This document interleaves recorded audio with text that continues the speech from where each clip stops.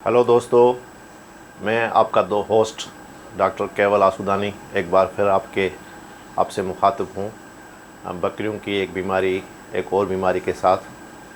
हमने पहले दो बीमारियों का ज़िक्र किया था, पीपीआर और ईटी, एंटीओटॉक्सिमिया। आज हम जिस बीमारी का ज़िक्र करेंगे, जिस बीमारी की बात करेंगे, वो है कैप्राइन कंटेजियस प्लोरोन्यूमोनिया। ये भी एक बैक्टीरियल डिजीज़ है, जरासीमी बीमारी है और कंटेजियस है। कंटेजियस का मतलब है मुत्तअदी, एक बकरी से या एक भेड़ से दूसरे में फैलने वाली। ये भेड़ों में और बकरियों में यकसां तौर पर यह बीमारी होती है और ये मोस्टली जो है इसको आमतौर पर निमोनिया कहते हैं। अब निमोनिया के काफ़ी इकसाम हैं, भेड़ों और बकरियों में निमोनिया के काफ़ी इकसाम हैं, पर इस बीमारी का जो है मेन टारगेट जो है वो लंग्स का इन्फेक्शन हो जाता है और ये बहुत तेज़ी से, अगर हार्ट में तेज़ी से फैलती है। अब निमोनिया के बहुत से वजूहात जैसे होती हैं। जानवर अगर सफोकेशन में हैं, एक ऐसी छोटी सी जगह में ज़्यादा जानवर हैं, भेड़ें हैं, बकरियां हैं, एक सबब ये भी होता है निमोनिया का। अगर आपके माहौल में आसपास में गर्द गुबार है, पॉल्यूशन है, तो ये भी बड़ा कारण है निमोनिया का, लंग इन्फेक्शन का। अगर आबहवा का गुज़र सही नहीं है, आपके एरिया में हवा की अच्छी तरह गुज़र नहीं है, तो ये भी एक काज हो सकता है। ये जरासीमी काज है जिसकी हम बात करें कैप्राइन कंटेजियस प्लोरोन्यूमोनिया। भेड़ों और बकरियों की मुत्तअदी वायरल और बैक्टीरियल बीमारी। इसमें आपके हर्ड में 60 से 80% जानवर मुतासर होते हैं।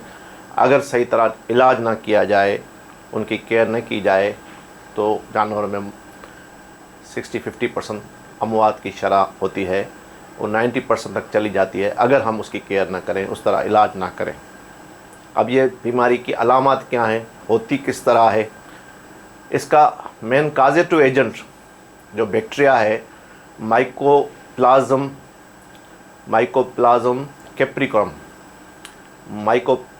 कैप्रिकॉम नाम इसका माइकोप्लाज्मा की वजह से होती है। माइकोप्लाज्मा में बहुत से दूसरे भी किस्म हैं, पर ये जो है स्पेशली इसको नाम ही कैप्राइन स्पीशीज़ है। बकरियों की स्पीशीज़ को साइंटिफिक में, उसको साइंसी लैंग्वेज में कैप्राइन कहते हैं। जैसे बड़े कैटल को हम बोवाइन कहते हैं, तो ये कैप्राइन बेसिकली बकरियों की बीमारी है, पर भेड़ों में भी उसी तरह अलामत होती हैं। इसकी एक वाज़ेह अलामत है। अलामत से पहले मैं फिर आप लोगों को रिक्वेस्ट करूंगा, काइंडली मेरा यूट्यूब चैनल सब्सक्राइब करें, बेल आइकॉन ज़रूर क्लिक करें ताकि आइंदा आने वाली मेरी वीडियो आप तक पहुँचे। अलामत की मैं बात कर रहा हूँ। अलामत में मेन जो इसकी वाज़ेह अलामत होती है, एक तो 104 से लेकर 106 बुखार होता है। उसके सिवा जानवर को मुंह खुला होता है, मुंह से सांस लेता है। ये वाज़ेह अलामत है।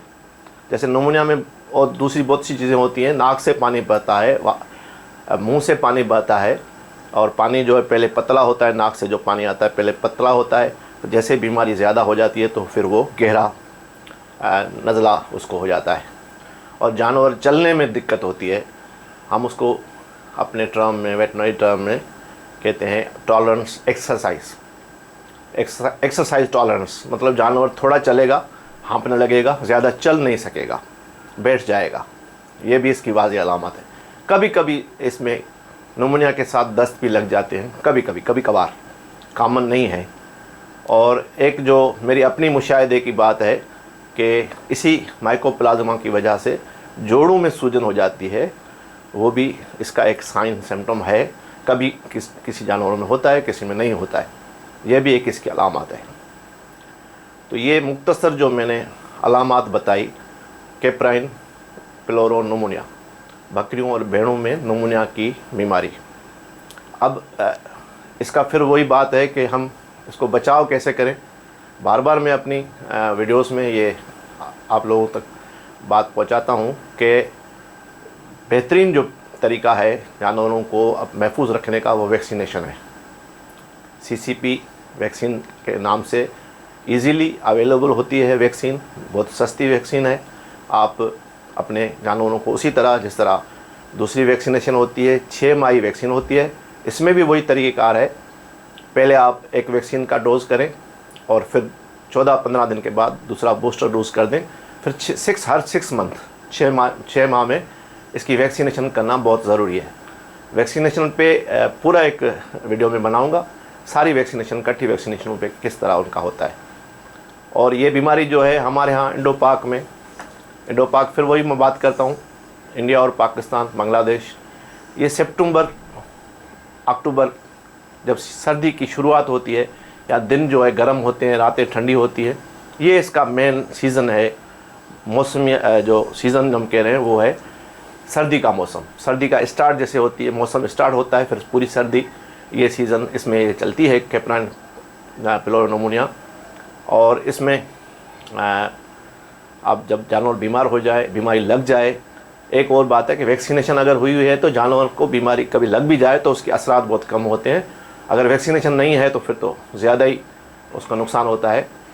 तो इसमें हम करीबी वेटनरी डॉक्टर, अच्छे वेटनरी डॉक्टर अपने करीबी वेटनरी हॉस्पिटल से रुजू करें। जितना पॉसिबल हो जल्दी हम डॉक्टर से रुजू करें, वेटनरी डॉक्टर से रुजू करें।